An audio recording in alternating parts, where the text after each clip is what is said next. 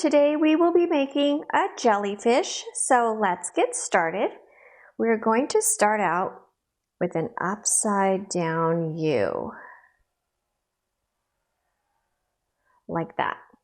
Now we're going to close the U up with the line, and you'll want to make sure that the curves right here are kind of softish curves.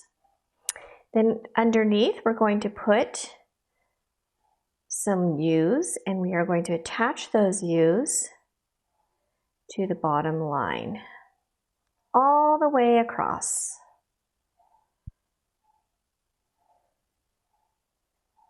Just like that.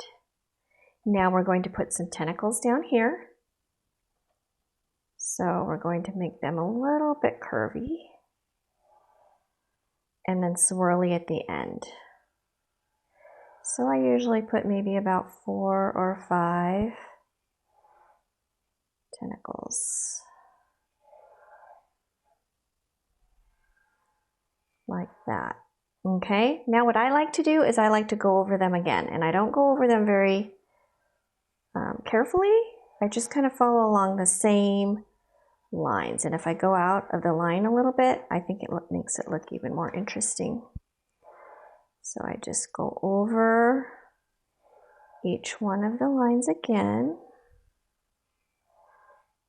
Give it a little bit of more dimension. So we'll go back up.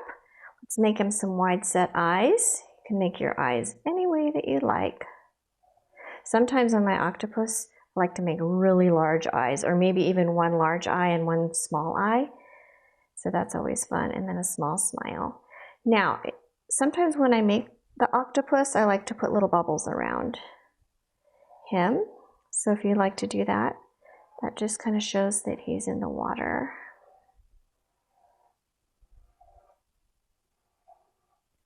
There you go. There's your jellyfish. I hope you like him. Thanks for watching. Bye.